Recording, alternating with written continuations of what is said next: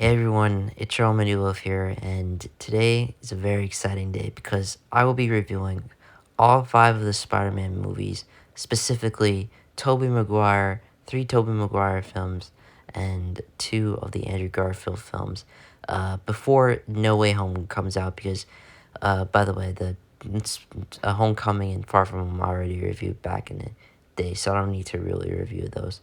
But I want to review all five of the Spider-Man movies that I haven't reviewed, specifically, like I said before, Tobey Maguire and Andrew Garfield, before No Way Home comes out. And as you guys know, No Way Home is the hugest film yet.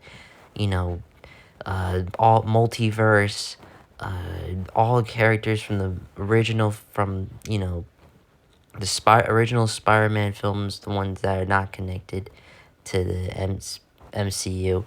The Toby and Andrew are villains are coming back, and of course, the rumor about Toby and Andrew coming back in this film. So, this is just a really exciting video, and I always promised you guys that I wanted to do a video, those videos where I go review all the old movies before the new movie comes out, and I finally get the chance to do it.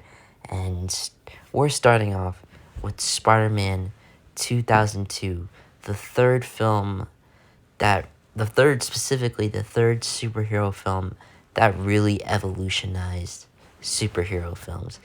And I mean it, this movie back in the day, which I mean, obviously I wasn't born at that time, but you had two movies that came out. Before Spider-Man came out, you had X-Men and Blade. And as you know, those movies really were fantastic, and they were to be building up to the success, or how do I say it?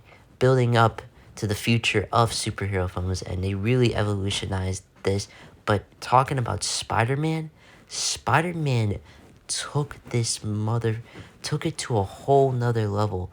And as you guys know, Spider-Man is a beloved character, and to finally get a big screen adaptation of the popular character was just it or is still the best thing to ever happen. And 2002 Spider-Man is one of the most evolutionary, one of the most defining films I'd say of all time. I think this movie is phenomenal, not just of the 2000s, but of all time.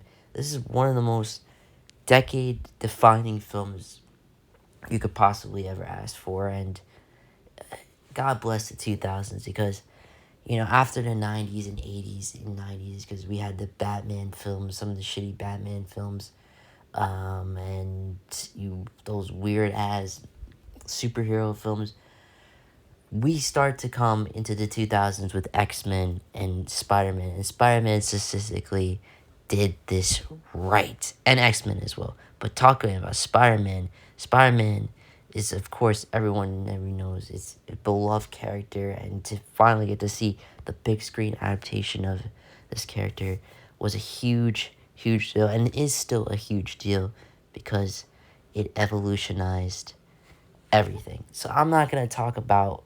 Alright, I should probably stop about me saying that it really evolutionized films, because I think you guys already know that. But this movie really was fantastic. So what I just love about this film is just the feeling of it. Just the feel, the vibe. It's it's just so fun. It's one of the most vibeful films I've ever been around. And you get to see how Peter grows from being this this student who's trying to get through high school and live his life.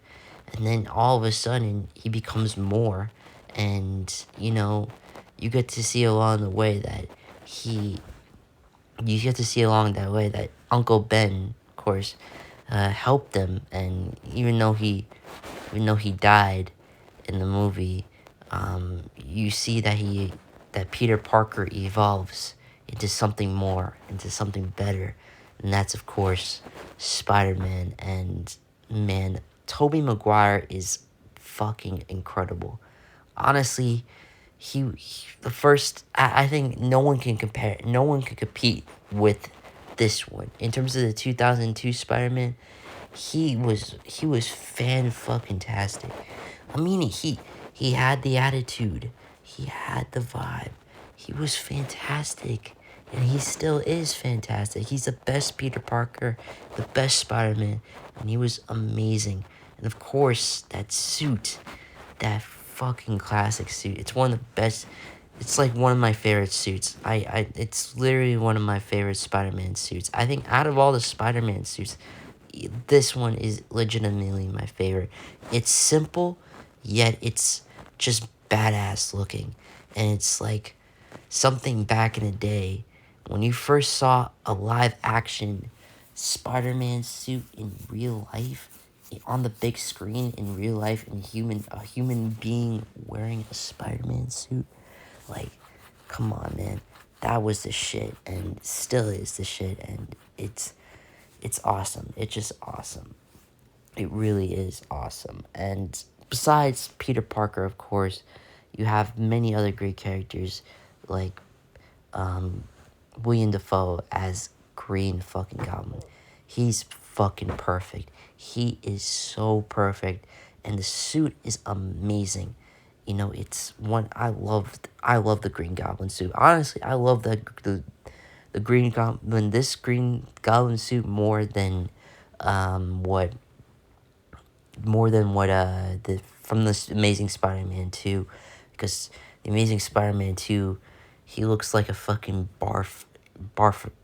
like shit. I'm not gonna lie, that the Amazing Spider-Man 2 Green Goblin looked like shit. Looks like he just came out of the dump. But with this one, it's just simple. It's like, what I love about this Green Goblin more than what Amazing Spider-Man 2 does. Now, I'm not going to really get in. Actually, you know, I'm not going to, for the sake of the video, I'm not going to talk about the Amazing Spider-Man 2 Green Goblin. I'm going to save that for a later video. But what I just love about this Green Goblin is that he just is scary.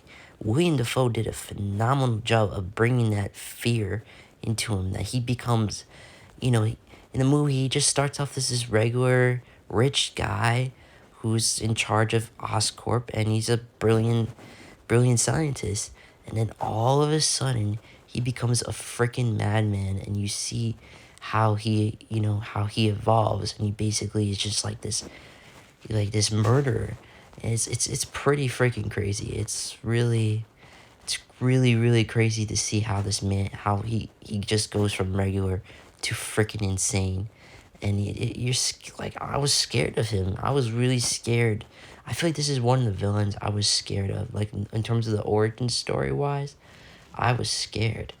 Man. Like, I cannot be him. Like, I can't imagine being him.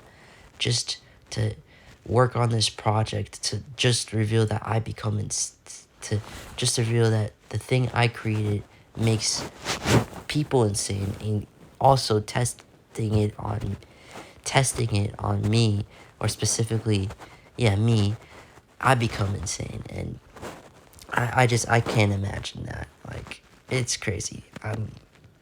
But Green, he's fucking perfect. He fucking delivered that shit. And the suit, oh man, the suit is amazing.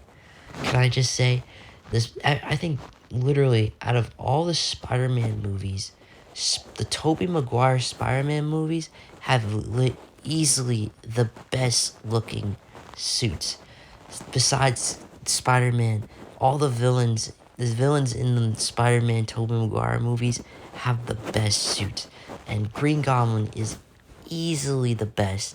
He is, oh my god, his suit is so, like, just awesome. I want to legitimately cosplay as Green Goblin one day. I want to buy a suit. I want somebody to create a cosplay suit of the Green Goblin suit, because his suit is freaking perfect, and it's just awesome, and I love it. I absolutely love his suit. So yeah, I mean, Toby and William Dafoe are absolutely perfect. You also have James Franco, who does a great job as Harry. He portrayed Harry so well. Honestly, I think he was better than the Harry from what we had in Amazing Spider-Man 2. And of course, we have Aunt May, the actress who plays Aunt May. She does a phenomenal job. This is easily my favorite Aunt May, and I feel like relate I feel like I can relate this Aunt May to my grandma a little bit. Because, I mean, for me, she's more of like, I mean, yeah, I could relate her to my grandma in a way because they're pretty, like, inspiring people, and they take you to, they just make you think of how you could become something more. And the actress who played Aunt May was absolutely perfect, and still is perfect, and she just does a phenomenal job, and it's really really incredible. Of course, we have damn it, now I forgot the actress's name who plays MJ. MJ, the actress who plays MJ, uh, freaking, she's awesome. And really, I'd say this is the only time you get to see only time to you really get to see the most comic accurate MJ. Like out of like right now, this is the only time you get to see that, and you get to see that in this film.